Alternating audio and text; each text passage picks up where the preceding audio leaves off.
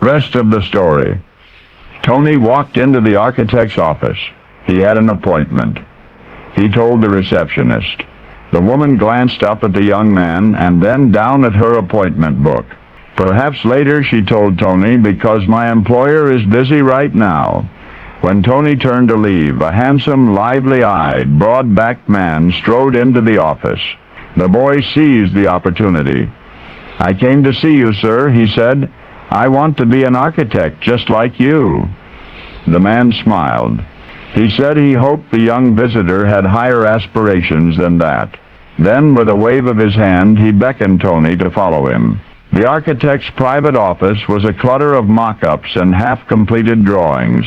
Tony had brought a portfolio, which he opened eagerly for his host. Tony was a junior in high school, he explained. His plans for a supermarket had won him first prize in a contest there. As Tony turned pages, the architect arched an eyebrow. "Wow, that design was a good one," he said. After a moment, the man stared straight into the face of his youngest guest and asked, "Why do you want to be an architect?" Tony could see the gentleman wanted an unvarnished answer, so he gave it. He said exactly what he felt.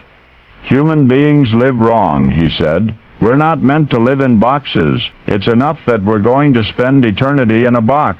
Why would we want to do the same thing with our lives?" The architect nodded approvingly. With a philosophy like that, Tony just might grow into one of the greats. However, there was one thing that would stand in the boy's way, one thing that would surely prevent him from selling his ideas to prospective clients: his speech impediment. Tony was astonished. He'd never been aware of such a problem, he declared. The architect asked Tony to open his mouth and lift his tongue. When the boy did, the man peered inside. Just as he had suspected, Tony had excellent teeth, but the piece of skin beneath his tongue, something called the fudgeon frenulum, was too thick. It was preventing him from enunciating clearly. It was making him literally tongue-tied. "Being an embedded draftsman is not enough," said the architect. "Tony, you must first learn to be an effective communicator. See a doctor and get that connective tissue cut. Then go somewhere and learn to speak.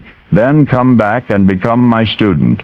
Tony was overjoyed. He went out and had the operation. Just as the architect told him it would, the surgery untied his tongue. In fact, his tongue flopped around so freely in his mouth that he could scarcely control it. So Tony opened the yellow pages in search of a voice teacher. He found an ad for a school run by a former actress named Catherine Hamill. He went there and told Miss Hamill he could not afford tuition but would be glad to help with janitorial work in exchange for elocution lessons. She agreed, and in time, Tony was ready to return to the architect's office to begin his apprenticeship.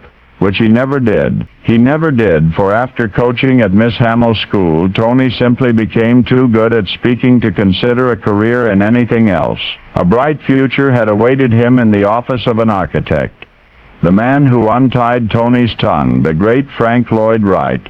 And yet instead, Tony took that new voice and shared it with all of us as the Academy Award-winning actor Anthony Quinn. Now you know the rest of the story.